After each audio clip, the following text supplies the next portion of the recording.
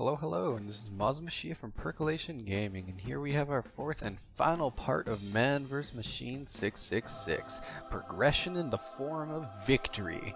Oh yes, it will be achieved, and it is glorious.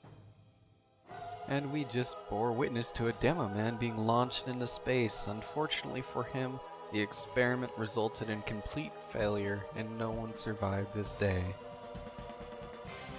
Last time we survived where our last group failed, and that was the spy invasion. Spamming Ubercharge Canteen was the key there, making sure no one could get stabbed, if possible. But they kinda went all London rats on us, and it was terrible. As the waves continue and the merciless robots keep trying to kill all humans, the tactics don't really change. Air blast people back, heal everyone up, and pop canteens like they're candy. And try not to die, of course, that certainly helps. Another key factor is, again, making sure that you get the bomb reset on some pretty regular intervals. Without this happening, you're pretty much guaranteed to lose. And now we're being bomb rushed by yet more crits. All the demo men just coming right at us, and it's horrible.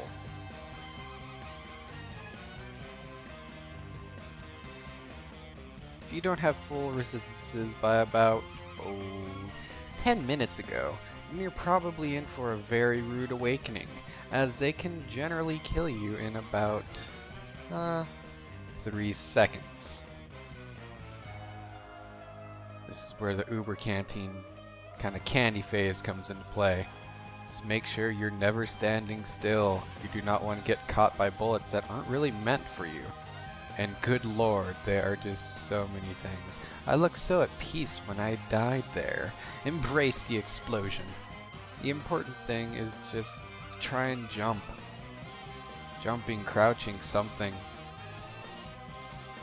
Now I normally don't like movement speed, but in these endurance matches, it seriously helps. Being able to zip across the map is a definite plus in survivability.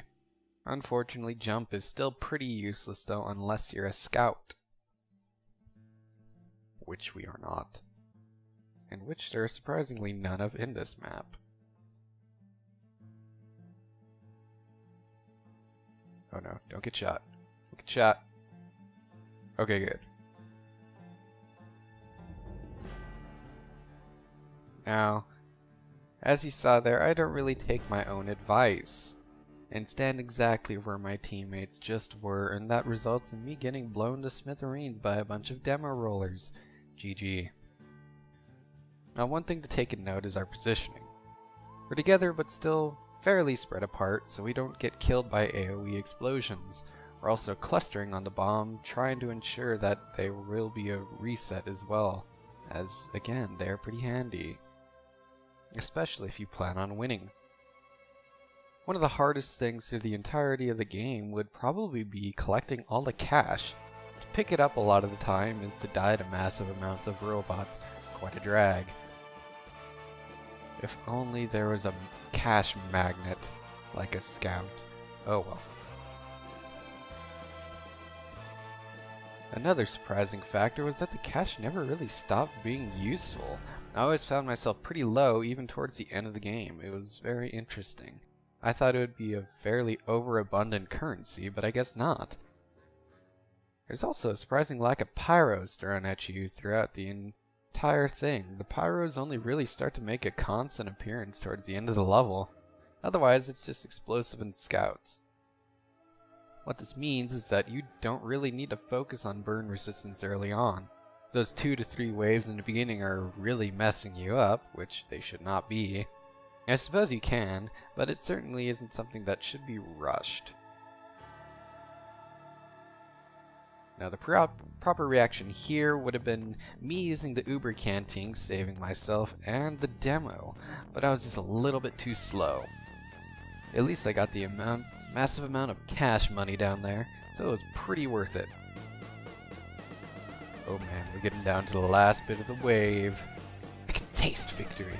It tastes like cherry Kool-Aid. It's simply delicious. I keep on expecting more spy ambushes, but they're just not coming.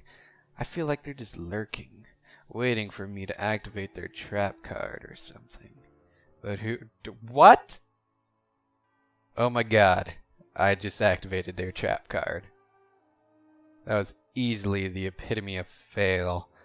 I didn't even know that hole existed until right then. In fact, I'm pretty sure it didn't exist up until I got near there. It was just put there by spies just so they could get their revenge. Those bastards. Lessons learned, I guess. Don't backpedal. What's nice about getting towards the end and having max upgrades is the fact that you don't really have to be too afraid of the tanks anymore. We just kind of let that one slide on by, given zero cares about it. But don't worry, it'll melt soon. Oh god, no. I knew it. I knew it was coming. Their plans have come to fruition. Retreat, for the spies have arrived. Must spam all the overcharges. Every last drop.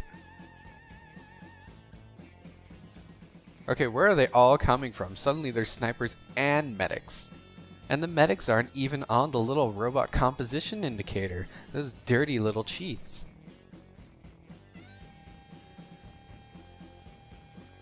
Come on, survive. Don't get shot.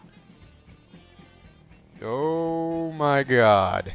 The heavies are just raining down on our parade with their heavy caliber bullets of death. They're doing so much damage from far away, and getting closer, they just tore through me like paper. So basically, you should stay away from them. And according to the HUD, everything is pretty much dead. So what the deuce? Evil glitch is evil. So much what? So much false hope. Hopefully there's like only 1 or 2 robots and victory is ours. Or death is ours, which is close enough, I guess. A pair of heavies just kicked our faces in. A very unfortunate death. Meh. This Roadrunner is too good for teleporters anyway, and ha! We've done it!